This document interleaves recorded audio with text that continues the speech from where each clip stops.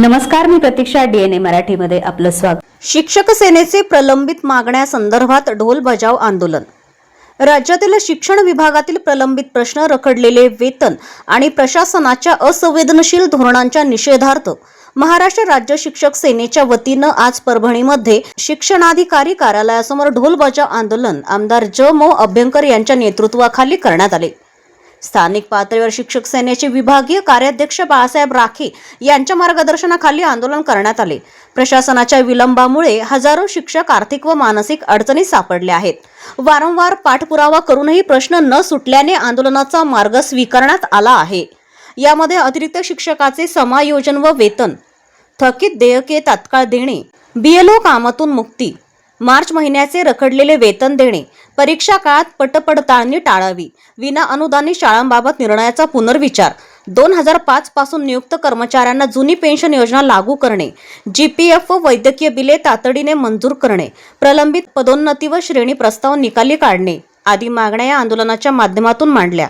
आज करण्यात आलेल्या ढोल बजाव आंदोलनात विविध संघटनांनी आपला सहभाग नोंदविला. की आमच्या परीक्षा झाल्या, सुट्ट्या लागल्या, सरांनी सांगितलं की परीक्षा संपली आणि परत काय चालू आहे. त्याचे पालक शिक्षकांना भांडत आहेत. काल परवाच काही शाळेमध्ये प्रकार बघितले. सर 10:30 पर्यंत म्हणजे 10:30 ते सकाळी मुलं 7:30 ते 10:30 पर्यंत शाळेची वेळ असते. प्रचंड ऊन आहे, तापमान वाढलेलं आहे, परंतु अधिकारी लोक 2-2, 2:30 वाजेपर्यंत शाळेत आले नाहीत.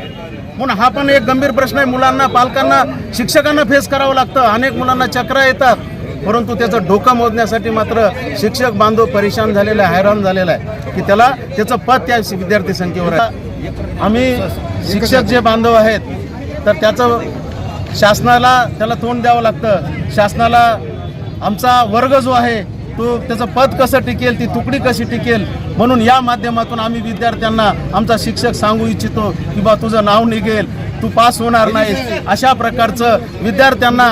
आणि म्हणजे कायम म्हणजे शिक्षकामध्येच भीतीचं वातावरण तयार झालेलं आहे. त्याची नोकरी टिकते की नाही हा प्रश्न आहे. कारण शासनाला हे शिक्षण व्यवस्थाच म्हणजे बुचकळ्यात टाकलेलं आहे की हे शिक्षण व्यवस्थाच बंद करायची. खाजगी शाळा ज्या आहेत म्हणजे शासकीय शाळा जे आहेत, मराठी शाळा जे आहेत ते बंद पाडून या ठिकाणी प्रायव्हेटलायझेशन करायच्या तयारीत शासन दिसतंय. आणि त्यामुळे विद्यार्थी पण संभ्रमात आहे, पालक संभ्रमात आहे आणि शिक्षक पण संभ्रमात आहे. परीक्षा कालावधीमध्ये झालेली पटपडताळणी रद्द करावी.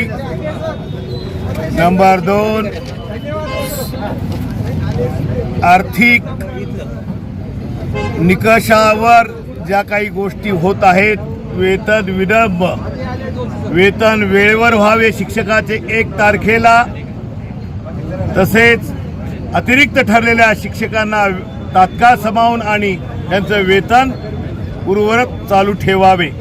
यासह 12 मागण्याचं निवेदन आम्ही शासनाला दिलं. आज अभ्यंकर साहेबांच्या नेतृत्वाखाली प्रधान सचिव शिक्षण विभागाचे देवल साहेबाच्या कार्यालयासमोर आंदोलन झालं आणि सरकारला या आंदोलनाच्या माध्यमातून शिक्षकाच्या प्रश्नाविषयी जाग आणण्याची या आंदोलनातून प्रातिनिधिक स्वरूपात हे आंदोलन होतं. याही पुढे यापेक्षा तीव्र आंदोलनं होतील असा इशारा या निवेदनाद्वारे दिला आहे. प्रतिनिधी बालाजी कांबळे, DNA मराठी, परभणी.